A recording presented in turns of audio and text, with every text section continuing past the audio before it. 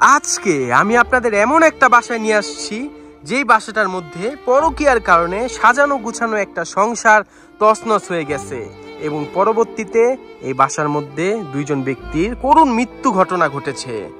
দেখতেই পাচ্ছেন আগুন, দেখতেই পাচ্ছেন আগুন। পরকীয়াকে না বলুন, পরকীয়াকে না বলুন, এখনো সময় আছে। পরকীয়াকে না বলুন।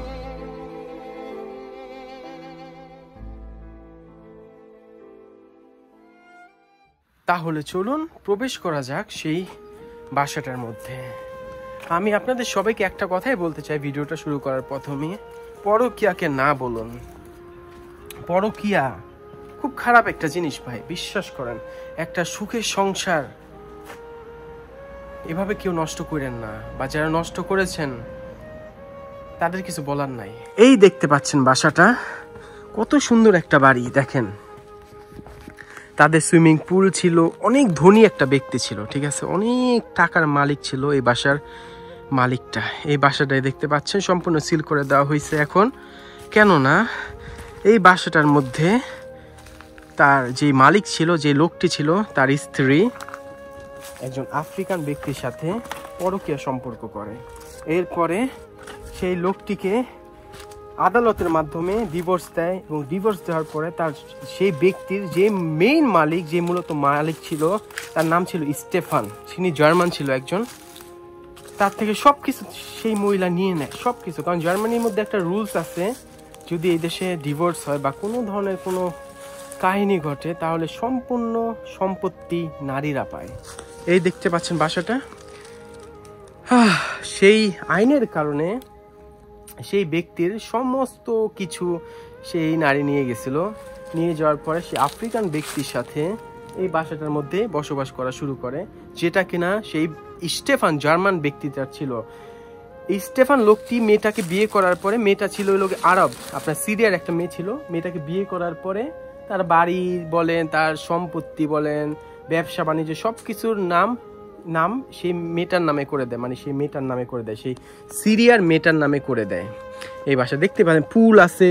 জার্মানির মধ্যে এরকম একটা বাড়ির দাম হইতেছে 3 থেকে 4 কোটি টাকা, বিশ্বাস করেন। আর এখন দেখেন সেই 3-4 কোটি টাকার বাড়িটা এভাবেই সিল হয়ে, এভাবেই পরিত্যক্ত হয়ে পড়ে আছে।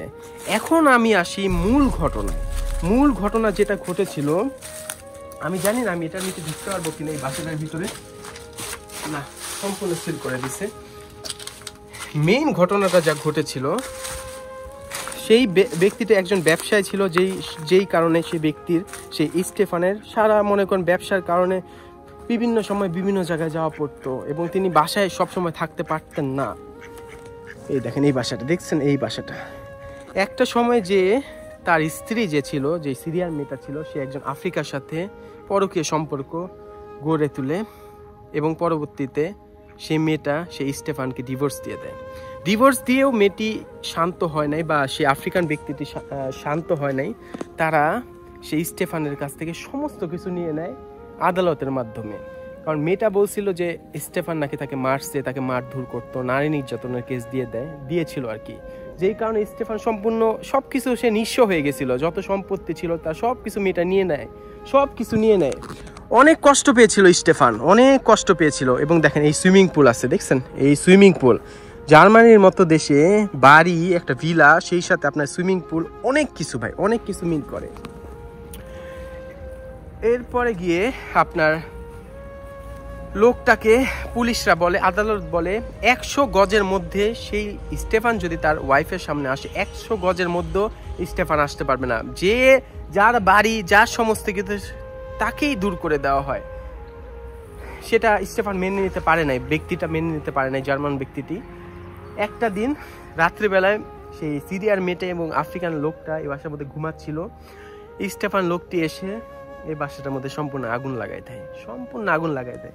দেখেন এখনো আগুনের ছাইগুলো দেখতে পারবেন আপনারা যদি এই বাসায় আসেন, এখনো আপনারা সেই ছাইগুলো দেখতে পারবেন। দেখেন এখানে স্টেফান বসে থাকতো এবং তাদের চেয়ারগুলো আছে, দেখেন এখনো আপনি যদি এই বাসাটায় আসেন, দেখেন, দেখতেছেন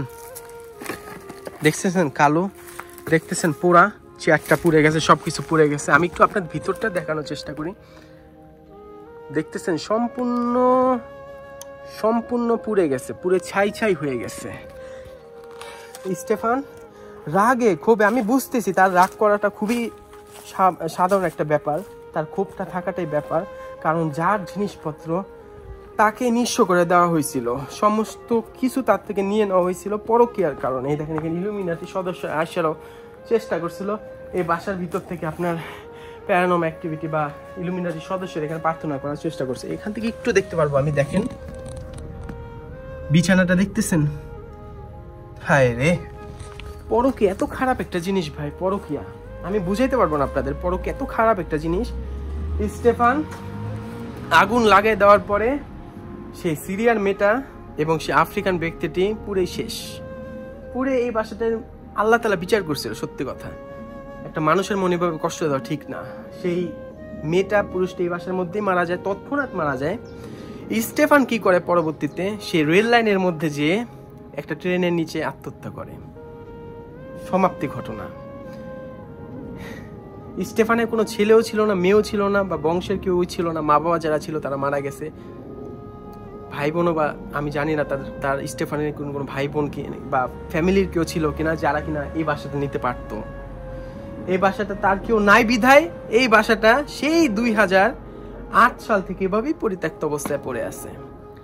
পরকীয়া, পরকীয়া এত খারাপ একটা জিনিস, পরকীয়া এত খারাপ একটা জিনিস, জীবন শেষ করে দেয়, সংসার শেষ করে দেয়। মানুষের লাইফ নিয়ে কখনো খেলা উচিত না, জীবন নিয়ে কখনো খেলা উচিত না। কারণ আপনি কখনোই কারো জীবন বা কাউকে জান দিতে পারবেন না। আল্লাহ তাআলা ছাড়া কাউকে আপনি জান, আত্মা কারো মধ্যে দিতে পারবেন না। ঠিক তেমনি কারো জীবন নিয়েও খেলা উচিত না, কারো জীবন নিয়ে খেলা উচিত না। একটা সুখের সংসার এই পরকীয়ার কারণে শেষ হয়ে গেছে। আর নিশ্চিত পরকীয়া করলে একদিন না একদিন সেটা ফাঁস হয়, এবং সম্পর্ক তো শেষ হয়ই হয়। অনেকে এটা সহ্য না করতে পেরে সুইসাইড করে, আত্মহত্যা করে। যার দায় থাকবে তারাই, যারা কিনা এই পরকীয়ার মধ্যে লিপ্ত হয়েছিল। আল্লাহ তাআলা এদের মাফ করুক। কি সুন্দর একটা বাড়ি দেখতেই পাচ্ছেন। আমি তো সবসময় আপনাদের পরিত্যক্ত স্থানে নিয়ে যাই, হন্টেড প্লেসে নিয়ে যাই। আজকে আমি ভাবলাম আপনাদের এই স্থানটা নিয়ে আসি, এই করুণ কাহিনী ঘটে যাওয়া একটা বাসা নিয়ে আসি। দেখেন কেউ ঢুকতে পারবে না এই বাসার মধ্যে। হাউস নাম্বার 13 দেখেন সম্পূর্ণ সিল করে দিছে, সম্পূর্ণ সিল করে দিছে। খুব খারাপ লাগছে। আর এই গাছগুলো বেঁচে আছে কারণ বৃষ্টির পানি, বৃষ্টি যখন পড়ে সেই বৃষ্টির পানিতেই এই গাছগুলো বেঁচে আছে। আমার খুব খারাপ লাগতেছে এই বাসার মধ্যে আইসা, কারণ সুখের একটা সংসার তছনছ হয়ে গেল। কি দোষ ছিল স্টেফানের, কি দোষ ছিল? সে তো ভালোবেসে বিয়ে করছিল অ্যারাবিয়ান মেয়েটাকে, সিরিয়ান মেয়েটাকে। মানুষের ইমোশনাল নিয়ে খেলা উচিত না, মানুষের ফিলিংস নিয়ে খেলা উচিত না, মানুষের স্বপ্ন নিয়ে খেলা উচিত না, মানুষের জীবন নিয়ে খেলা উচিত না। ভালো থাকবেন সবাই। আল্লাহ হাফেজ সবাইকে। আসসালামু আলাইকুম।